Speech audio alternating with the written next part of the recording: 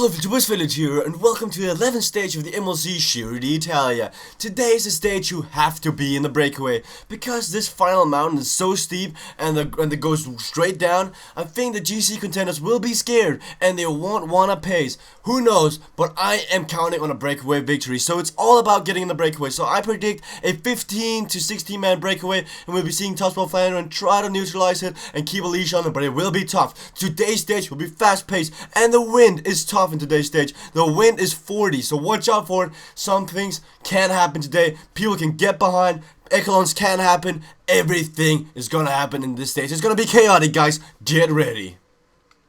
The first man to attack was Sylvain Chavanel, and he was followed by Wilco Kelderman. And only a two-man breakaway? That can't be. We need more guys to attack, because I think that today's stage is going to be a breakaway. But see, Sylvain Chavanel attacked, strong rider, and Wilco Kelderman, a young talent from the Netherlands. Let's see what they're going to do. This two-man group is a very strong group, but I doubt that they will survive as there's only two men in the breakaway. Let's see what's going to happen. It's a 235-kilometer long stage with two big Category 2 climbs and a lot of wind. It's going to be chaotic. Nicholas Roach goes in the breakaway, and he's got Wout Poels following. Also, Tony Martin wants to go in the breakaway. This is what I was talking about. Everyone wants to be in the breakaway. They're going away. Tony Martin tries to catch up. Tony Martin is a really strong rider, and he can do a lot in a stage like this. He can go on the uphill, he can pace on the downhills, he can put an insane pace on the flat parts. Watch out for a guy like this. If he survives the mountain, he's going to be a big favorite. Do we see Toswell Flandern saying a nice pace? No, they're letting these five guys go. Toswell Flandern seems to say, okay, if we have to let five guys go, this is okay. These five men are not an issue for the GC. The closest guy is Nicholas Roach, only 15 minutes behind. This is probably Nicholas Roach trying to ride his way into top 10. Because if they win by 4 to 5 minutes, he probably rides his way into top 10.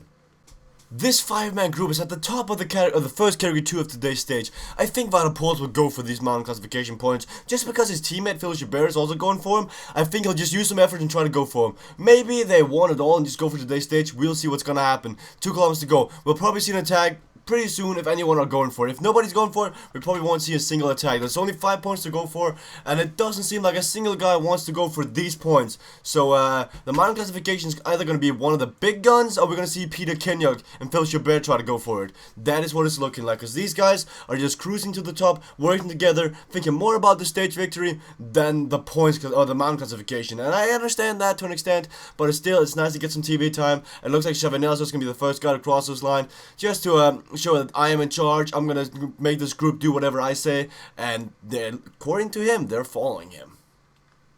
Halfway through today's stage, the breakaway has a gap of 4 minutes, but it's decreasing fast. It seems like Hesjedal told his teammates, go pace for me, I have great legs today. I feel like I can win today's stage, or at least gain some time on the other competitors. Let's see if this is gonna backfire though. In the breakaway, we have 5 people. That means that there's going to be no one sprinting in the main peloton, because there'll be no points, no time gap, or no nothing for the people in the peloton. And we probably won't even see these 5 guys sprinting for it. And it doesn't even look like they'll win today's stage. What a surprise.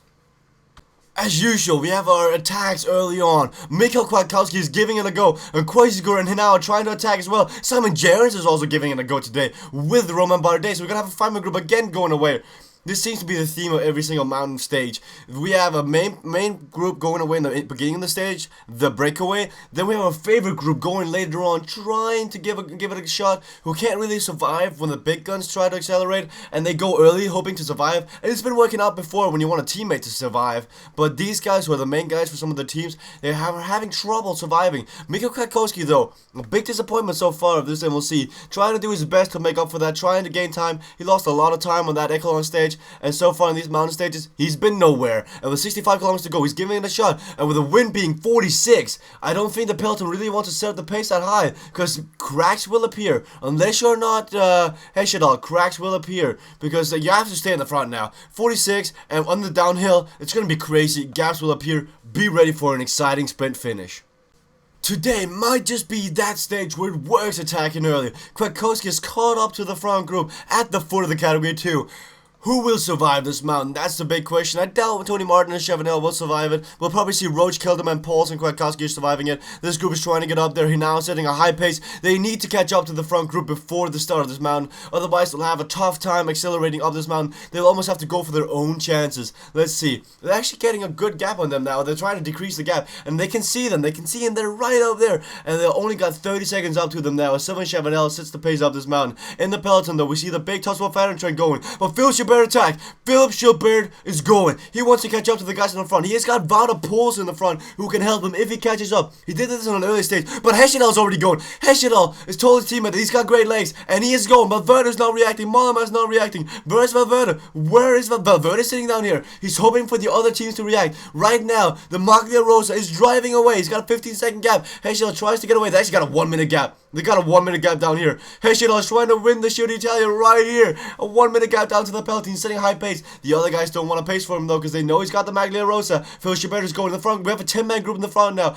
This is what I predicted before the stage. So we have a big group going to the finale on this stage. They got 130. That's the group following though. Hesjedal is setting a nice pace. Betancourt's trying to get up there though. Betancourt's leaving. Where is Valverde? Valverde is sitting down here with Vandenbroek. Valverde has a lot of time to make up. Let's take a time gap. Valverde on Hesjedal. Let's take a time gap. He's got 1 minute to catch up. This is Hesjedal trying to do the best to win the Giro d'Italia. This was so well planned by Topsport Flanders. They've really been proving that they are a great tactical team with great riders in their team. And they're actually catching up to the front group. Hesjedal might even be able to win today's stage if he catches up. Horner's trying to drive up there. Betancourt has latched onto this group. No, he has not. Betancourt looks to be in trouble. He's not catching up though in the front with Costa's trying to attack. Gilbert and Costa are both trying to attack. Gilbert is up here now. We have a 15-man group in the front. A 15-man group in the front. Hesjedal keeps the pace up. He wants to drive Valverde out of the GC. He wants to drive Valverde and the rest down here out of the GC. Wiggins is losing time. And now Gilbert goes. Gilbert goes. Kilderman is trying to follow. They're slowing down though. They're slowing down. No, now Hesjedal goes to the front again. 1 kilometer to the top of this mountain. They gotta keep the pace up. The time they have at the top of this mountain is probably the time they'll have at the bottom of this climb as well. So they gotta keep this pace up. Hesjedal is going. Hesjedal is keeping a high pace. Valverde is sitting down here. Valverde is getting dropped. Valverde is in trouble. Valverde is in trouble. Is this the stage? Valverde loses the MLC Giro d'Italia. He's in trouble. 50 seconds behind. He's in so much pain. But Hesjedal's in the front though. Hesjedal still keeps up the pace. Hesjedal keeps up the pace. I don't think Hesjedal will win the stage because he's pacing like no tomorrow. But what he's doing is, he wants to make sure that the pace is high. Rui Costa attacks on the downhill though. Hesjedal's on his wheel, setting a high pace. They need to keep the pace though. Mollema's up here. Mollema's second overall in the GC, also setting a high pace. This is his chances. This is his chances. And the wind has slowed down. The wind has gone down a bit. Chris Horner goes to the front. This is also Chris Horner's MLC Giro d'Italia out of the window. This front group has accelerated very fast. So nobody was ready for this. How did nobody expect Hesjedal to attack? Hesjedal really planned this to perfection. Meanwhile, Tony Martin survived that climb, and he will be a tough guy to compete against in the finale. And he is attacking on this downhill. If he gets enough gap, if he gets a big enough gap, you'll never see him again. But he did not get a big enough gap. Scapone's doing good. Scapone 5th overall in the GC, really showing that he is ready for this year's Giro d'Italia. Kokoski at the back of this group, getting ready.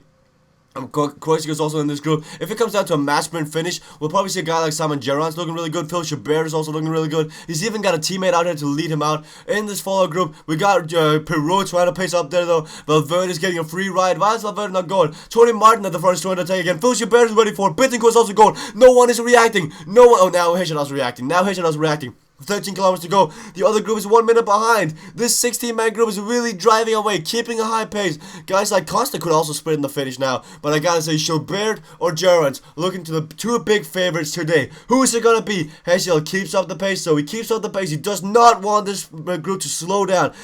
He wants to every single seconds on Valverde. He wants to take a big enough gap so this guy will never come back, even though he might get a gap on a mountain stage or a time trial. Who knows? This is also Port winning out. Port is nowhere to be seen. Where's Port? Port is also in this group. Richie Port and Wiggins both missing the time gap. These guys are going to get a lot of time on the time trials coming up. Dude, this is so smart by Hesjedal and the other opponents in this group that can't time trial that well. Betancourt is also in this group. Let's see, Roach, Kilderman, Gerrans. It's only really Scapone, Mollema, and Betancourt and Hesjedal in this group that's really getting a lot of time. But 5 kilometers to go. It's coming down to a brunch sprint. No one could get away. Who's going to win this? They're actually getting a gap. They're getting a gap. These 4 guys are actually getting a gap. They're getting ready for it though. Vada Pols is going to lead Gilbert out. 4 kilometers to go. It's going to happen right now. Get ready. 3.5, 3.3, 3.2. Tony Martin is starting early. Tony Martin tries to start early. He's got a lot in his tank, it seems like, and he's getting a gap. No one has started sprinting yet. Tony Martin is going early. Tony Martin is going for it. He's got a 10-second gap. They're not sprinting yet. Tony Martin is going for it. Gilbert is on the left side. Can they catch up to Tony Martin? No. Tony Martin has got a big gap. Gilbert is going to go for it. Tony Martin is going to take it. Tony Martin takes today's stage. But the big headline is Ryder Hesjedal and Mollema, Scarponi and Betancourt taking a lot of time, but congratulations to Michael Korhonen winning with Tony Martin. That early attack really paid dividends, and while Gerrans only finished 8th, what a surprise. Tony Martin wins the 11th stage of this year's MLC Giro d'Italia, but that's not the big headline. Look at Hesjedal in 3rd position. He's gonna get bonus time in this stage. He's got such a big gap down to his competitors now. Can he keep this up though? We still got Monsaco landing at the end of the Giro d'Italia. Mollema in a nice 2nd place. Bittencourt in 3rd place. Get ready though, we're gonna have the time trial come up real soon, and Hesjedal might lose some time. We'll see Bradley Wiggins and Richie Porte both 4 minutes behind, having a lot of time to catch up. Can they do it though? Can they do it? In the sprint classification, we see Kittel 116 points, but this is what I was talking about. Ryder Hesjedal, Bach and Mollema. These guys are catching up. If they're gonna win a stage in the mountains, they might just take this jersey away from Kittel. Now, let's see the mountain classification. Peter Kenyak still has that. Surprisingly, he still has that. What about the white guys classification? Bittencourt increased his gap down to everyone else. Bittencourt looks very comfortable in that jersey. Team Uptom increased their gap in the overall team classification.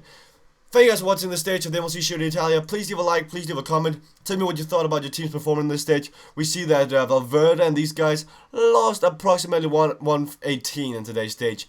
Big surprise, the time gaps actually were formed, but Tony Martin wins today's stage. Congratulations, nobody abandoned on this stage. Thank you guys for watching, and see you guys later.